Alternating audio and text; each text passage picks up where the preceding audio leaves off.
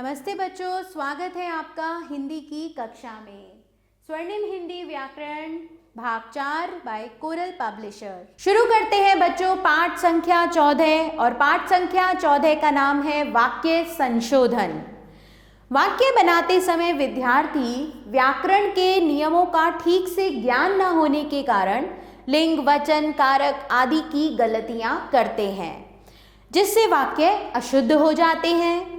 व्याकरण के ज्ञान से ये गलतियां दूर हो जाती हैं।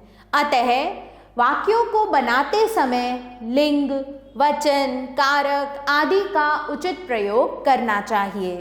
वाक्य में क्रिया का कर्ता तथा अन्य शब्दों का ठीक ठीक संबंध होना चाहिए। नीचे कुछ अशुद्ध वाक्य और उनके शुद्ध रूप दिए जा रहे हैं, इन्हें ध्यान से पढ़िए और समझिए। तो चलिए बच्चों पढ़ते हैं इन्हें। अशुद्ध वाक्य: हम हमारा पाठ पढ़ रहे हैं, हम अपना पाठ पढ़ रहे हैं। मेज पर पुस्तक रखा है, मेज पर पुस्तक रखी है। हम खाना खा लिया है, हमने खाना खा लिया है। मुझे तुम्हारा आदत बहुत पसंद है, मुझे तुम्हारी आदत बहुत पसंद है।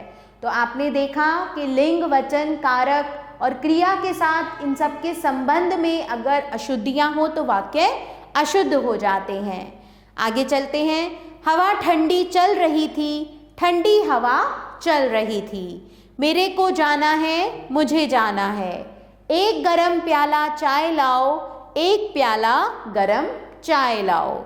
अनेकों लोग जा रहे हैं, अनेक लोग जा रहे हैं। तेरे को वहाँ जाना चाहिए, तुझे वहाँ जाना चाहिए। आज मंगलवार का दिन है, आज मंगलवार है। तुमने बहुत देर किया, तुमने बहुत देर की। मेरे पास 2 चाचा हैं, मेरे 2 चाचा हैं। माता जी ने मुझसे कही, माता जी ने मुझसे कहा। कृपया करके यहाँ आइए, कृपा करके यहाँ आइए। अब करते हैं बच्चों अभ्यास कार्य। नीचे लिखे अशुद्ध वाक्यों को शुद्ध कीजिए। वे आया है, वह आया है। मेरे को पत्र लिखना आता है, मुझे पत्र लिखना आता है। मैं हिंदी लिख सकता है, मैं हिंदी लिख सकता हूँ। गीता ने 3 गाना गाया, गीता ने 3 गाने गाए। उन्होंने तेरे को बुलाया है। बच्चों इस वाक्य को आप स्वयं शुद्ध करेंगे। आगे चलते हैं। प्रश्न ख देखिए बच्चों। नीचे लिखे स्त्रीलिंग शब्दों से वाक्य बनाइए। वाक्य इस प्रकार बनाइए कि उनमें लिंग का प्रयोग ठीक प्रकार से हो। सबसे पहला शब्द है बकरी, बकरी दूध देती है। भूख, राहुल को बहुत भूख लगी है। बिजली, आज पूरा दिन बिजली नहीं आएगी। बच्चों यहाँ मदद और सड़क, इन 2 शब्दों से आप स्वयं शुद्ध वाक्य बनाएंगे। प्रश्न ग देखें। नीचे लिखे पुल्लिंग शब्दों से वाक्य बनाइए। भारत, भारत हमारा महान देश है। हिमालय, हिमालय पर्वत हमारा गौरव है।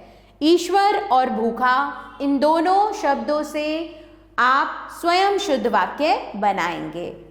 प्रश्न घ देखेंगे। सही विकल्प चुनिए। लिंग, वचन, कारक आदि गलतियों से वाक्य कैसे हो जाते हैं? अशुद्ध हो जाते हैं।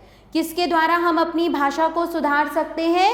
व्याकरण के ज्ञान से। हम अपना पाठ पढ़ रहे हैं, वाक्य का शुद्ध रूप है हम अपना पाठ पढ़ रहे हैं। अनेकों लोग जा रहे हैं, वाक्य का शुद्ध रूप है अनेक लोग जा रहे हैं।